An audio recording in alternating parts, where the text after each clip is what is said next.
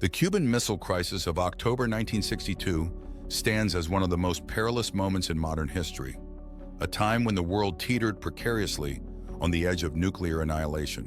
This crisis, a culmination of escalating tensions between the United States and the Soviet Union during the Cold War, unfolded over a span of 13 harrowing days that would test the resolve and leadership of both superpowers.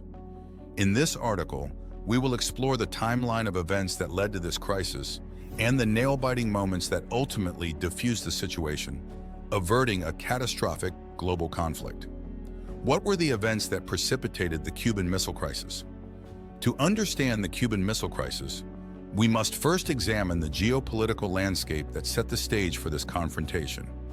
In the aftermath of World War II, the United States and the Soviet Union emerged as the two dominant superpowers, each vying for global influence and ideological supremacy.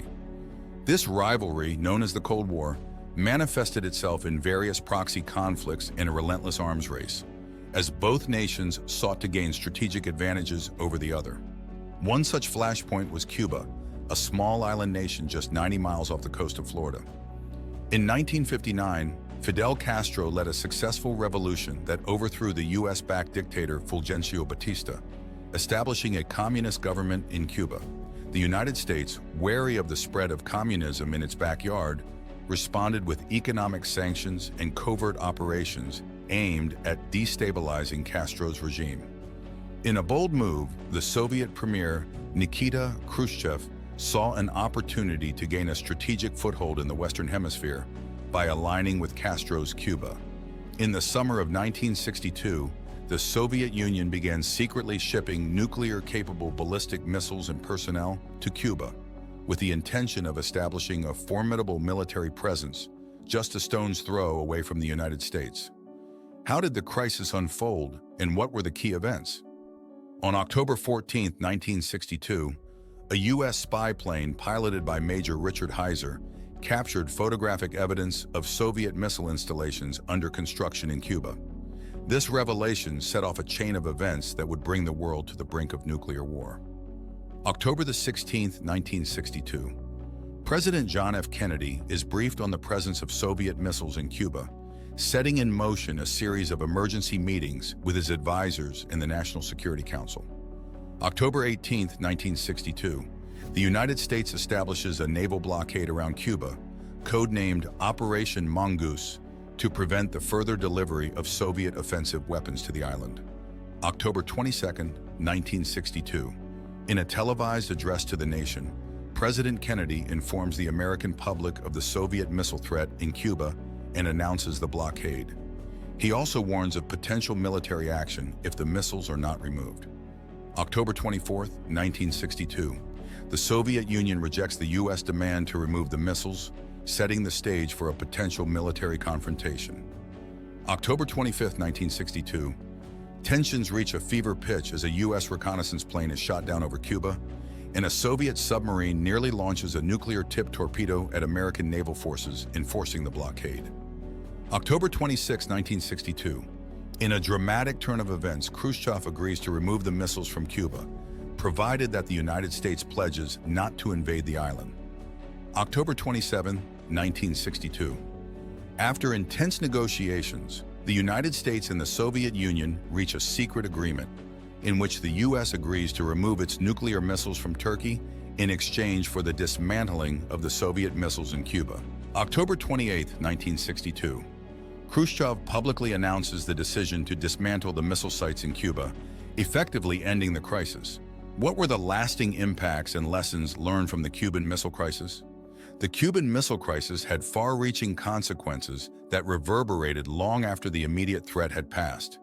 It served as a stark reminder of the fragility of the nuclear balance of power and the catastrophic consequences that could result from miscalculation or escalation. In the aftermath of the crisis, both the United States and the Soviet Union took steps to improve communication and reduce the risk of future misunderstandings.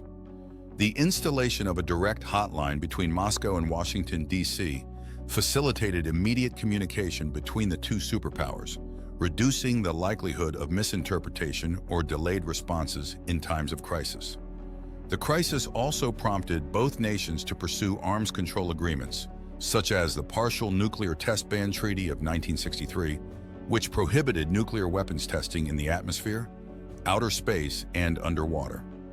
This treaty marked the first step towards reducing the proliferation of nuclear weapons and paved the way for future arms control efforts.